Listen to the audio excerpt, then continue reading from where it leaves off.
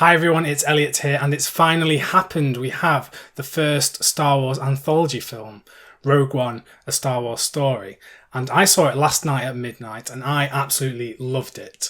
But I do have to preface this review with my obvious Star Wars fandom, because I love all of the Star Wars films, even the Star Wars prequels, which do have their many flaws, and they are just bad movies, really.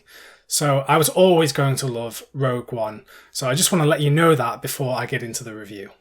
Just to let you know, this is going to be a spoiler-free review, but don't worry, I am going to discuss spoilers for this film in a separate video that I'll probably put up after I've seen the film again this evening, so look forward to that. But for now, you're free of spoilers, so don't worry about watching this if you've not seen the film already. If you've seen any of the trailers or the promotional material for this film, and quite frankly, how can you miss it? It's everywhere.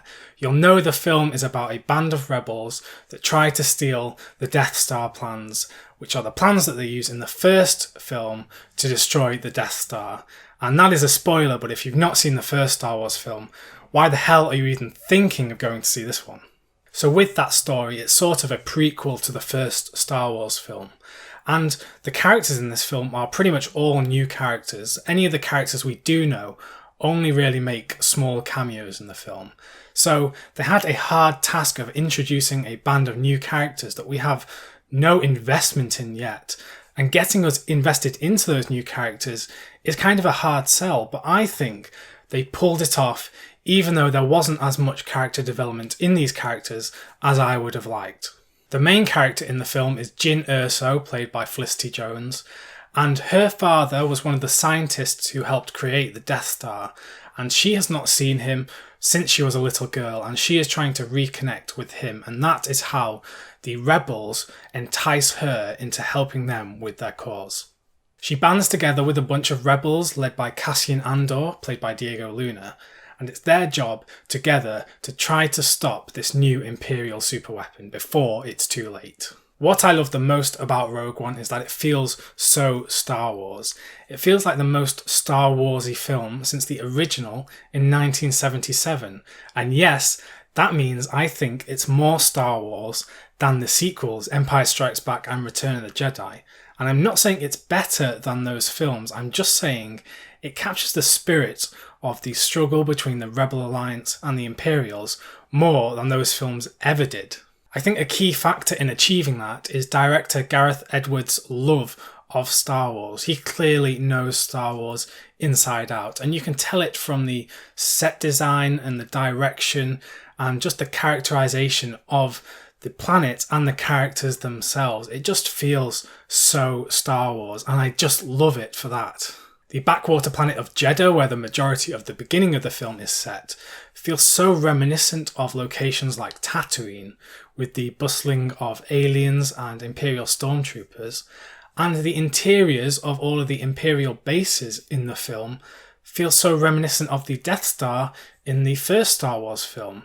They just nail the aesthetic so perfectly. Another thing that's achieved so well in this film, and it's a hallmark of the Star Wars franchise, is the contrast between small-scale encounters and then wide-scale space battles and planets getting destroyed. The cutting between the two is done so well, and it's reminiscent of Return of the Jedi, where the rebels are on the Endor surface trying to take down the shield, while the big space battle is going on above Endor. And that kind of thing is in this film, the kind of symbiosis between those two types of Star Wars encounters. If you live and breathe Star Wars like myself, you will love this film for all of the fan service in there. There are lots of nods to the Star Wars canon as a whole that you will just love the little references here and there. And while some people might think they're done a bit too hard on the nose, I don't think they are, and I think it's not intrusive either. If you're not a massive Star Wars fan and you won't get these references, don't worry, because they're not pushed in your face. The last positive I'll touch on before I get into some of the negatives is how the film looks and the use of CGI and practical effects and special effects all together to make this such a believable story and so immersive for the viewer. Something that a bunch of people will no doubt complain about in this film is the use of CGI to bring certain characters to life. And I won't say much more than that because it does spoil some of the reveals in the film. All I will say is that this particular use of CGI was very well done in my opinion, and it surpassed all of my expectations for what they could have done there. And I think any complaints about that are unjustified in my opinion. Okay, on to the negatives, and while there aren't that many of them, some of these are big enough to stop Rogue One from being a great movie on its own, though I do still think this is a great Star Wars movie. The two main problems with Rogue One are character development and pacing, and these two are intertwined because we're introduced to so many characters in the start of the film, one after another, and we're not really given much time to take it all in, and we're not given any backstory to these characters either, aside from Jyn Erso. So we're just kind of asked to get invested in these characters with nothing to go on, basically. All of these successive character introductions in the first half of the film make it quite slow and not boring, but just disjointed, because we're introduced to characters on different planets, and it's just kind of hard to take in because it's not really driving the story forward. We have to be introduced to all of these characters before the story can even begin. Due to the fact that Rogue One is a prequel and we know the Rebels get the Death Star plans in the end anyway, tied in with this lack of investment in the characters due to not having much backstory, it's hard to really care what happens to them, whether they die or not. It's a shame really, because I began to warm to some of these characters. I just wish they'd fleshed out their history a bit more, but I do understand that because of the running time of the film, there's only so much they can pack into it. But characters like Donnie Yen playing Chirrut and his partner, I forget his name, but they clearly have so much history together. You know, they are a team, a duo, and we're never really given any information as to why this is the case.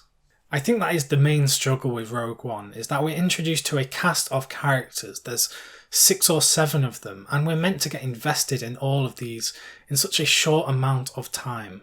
When you compare it to the original Star Wars trilogy, there's only a few characters, and we get character development over 3 films, and it's a hard ask to get the same level of involvement from this band of new characters.